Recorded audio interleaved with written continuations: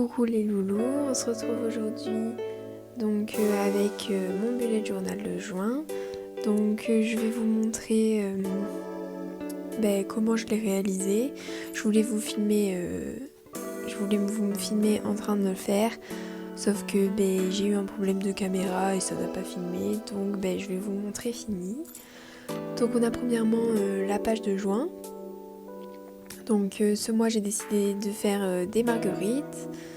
Donc voilà, ça se présente comme ça.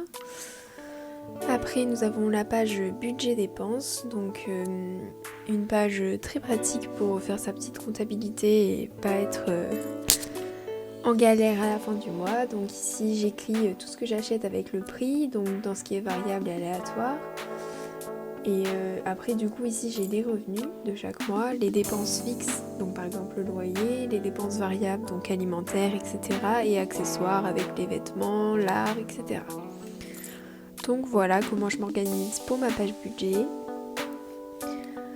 Après on passe à la page emploi du temps, weekly log. Comme vous pouvez le voir, donc on a ici cette première page où j'écris mon emploi du temps, donc en fonction des heures et chaque jour, comme ça j'ai un aperçu de la semaine. Après du coup, comme on est en confinement et que je suis rentrée chez mes parents, j'ai fait une to-do list. D'habitude j'ai un meal plan pour prévoir mes repas quand je fais mes courses, etc. Mais du coup ici je fais une to-do list de tout ce que j'ai à faire de la semaine. Du coup après on a la semaine, donc avec les to-do list par jour cette fois-ci que je me fais. Et les objectifs à atteindre pendant la semaine, et du coup après c'est le même principe pour chaque semaine, donc avec la page emploi du temps, la page to-do list et la page semaine pour faire les to-do list. Donc voilà, un peu, j'ai changé 2-3 fleurs histoire que ce soit pas trop lassant au fur et à mesure des semaines. Et donc voilà, il n'y a pas grand chose dans mon bullet journal parce que au début que je le faisais, donc j'ai commencé maintenant il y a 4 ans, et je faisais beaucoup de pages qu'au final je ne trouvais pas trop l'utilité, que je laissais de côté.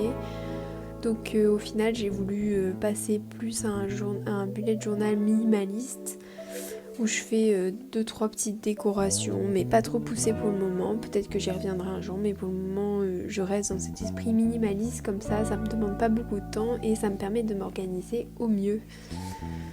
Du coup voilà pour mon bullet journal de juin. Donc j'espère que cela vous aura plu et que vous inspirez de ce que j'ai fait pour votre bullet journal à vous, en le modifiant, en l'améliorant, en rajoutant vos pages que vous avez besoin.